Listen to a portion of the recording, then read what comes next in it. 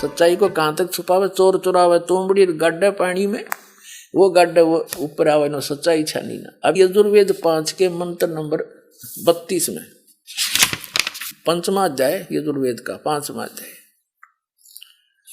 और यहां देखिएगा 32वां मंत्र है, 32वां मंत्र। इसमें क्या लिखा, उसी गसी और कबीर अंगारियसी, ये कबीर है, हम इसको कबीर बोले, वह बोलते हैं वह को, कबीर अंगारियसी बम्भारी अवेसुरसी दुवसान सुधन्नुअसी। अब इसका अर्थ देखेंगे, हे जगदीश्वर जिस कारण आप उसिक कांतिमान असी माने हैं। अंगारी माने खोटे चलन वाले जीवों के शत्रु, अग्ग माने पाप, अरी माने शत्रु यानी पापों के नाश करने वाले हो। और यहां इन्होंने कबीर को ये ऐसे कर दिया, कांत परजय कर दिया, कांत परजय। यह लिखना था शत्रु, वा के होता, वा शब्द भी लगाया करे, आप शत्रु हैं, या वा माने या होता, या आप कांत परजय हैं। ये तो सीधा अर्थ है, आप कबीर अंगारी असी बम्भारी असी, आप और कबीर हो, आप कबीर देव हैं। यहां कबीर देव लिखना था। जैसे अब इसी यजुर्वेद के 36वें अध्याय में महर्षि दयानंद ने प्रथम मंत्र में कि यजु शब्द है, ऋचम वाचम परपदे मनो यजु परपदे, इसका अर्थ यजु का यहां कर दिया बिल्कुल सही।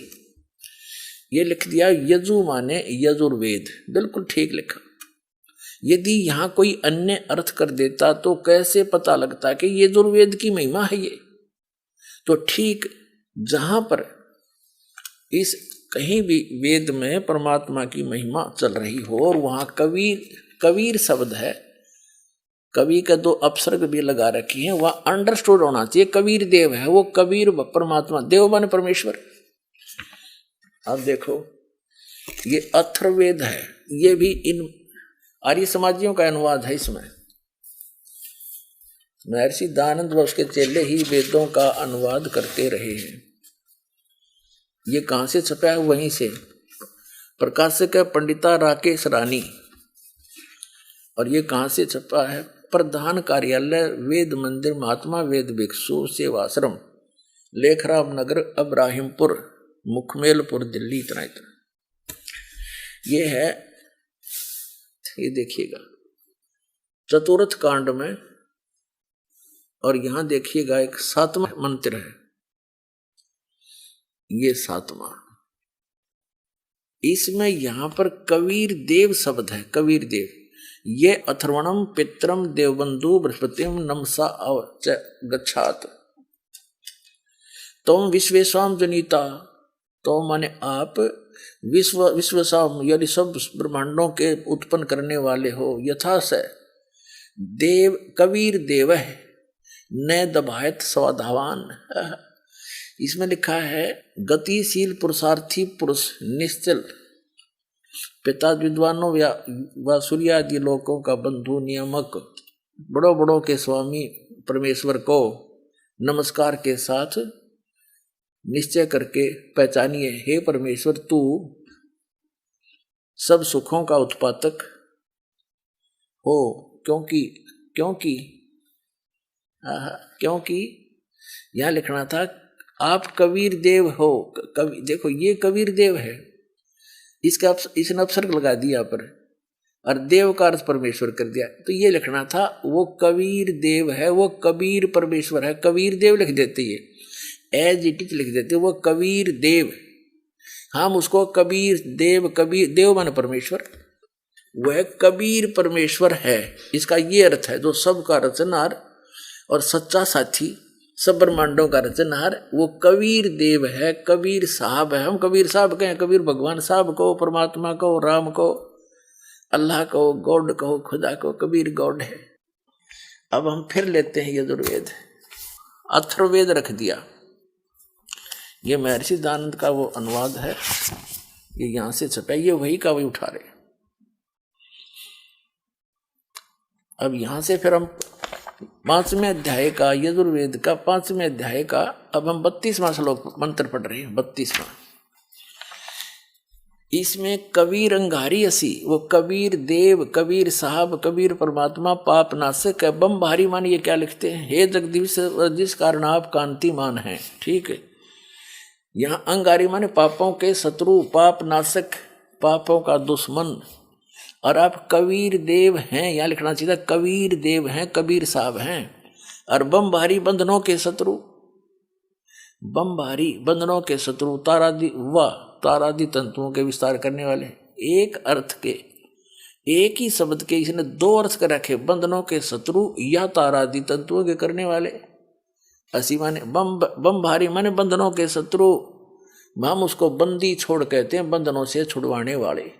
बता, ये दानद के चेले कहते हैं कि महर्षि दानद ने तो प्रकरण वो अनुवाद कर रखे, खाक प्रकरण वच कर रखे।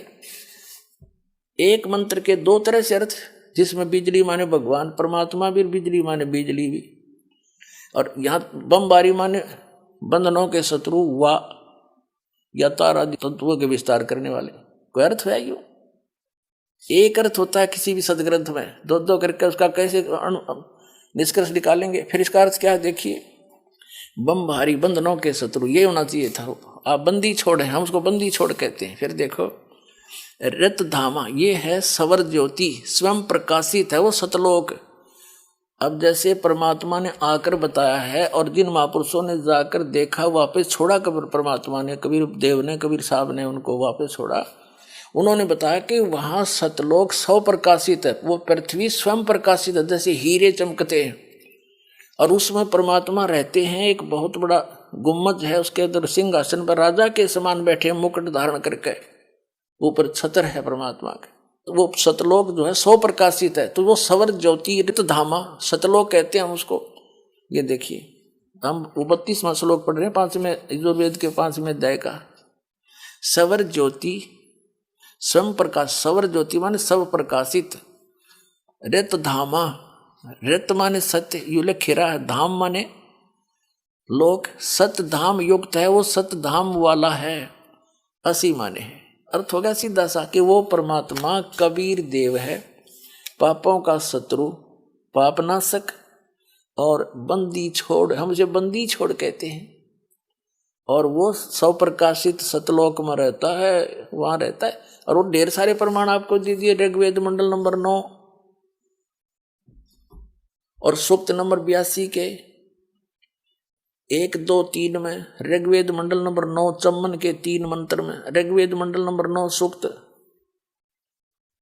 86 के मंत्र 26 और 27 में, कि वो परमात्मा राजा के समान देखने योग्य है। तीसरे मुक्ति धाम में रहता है, सब लोगों के सर्वोपरि रहता है।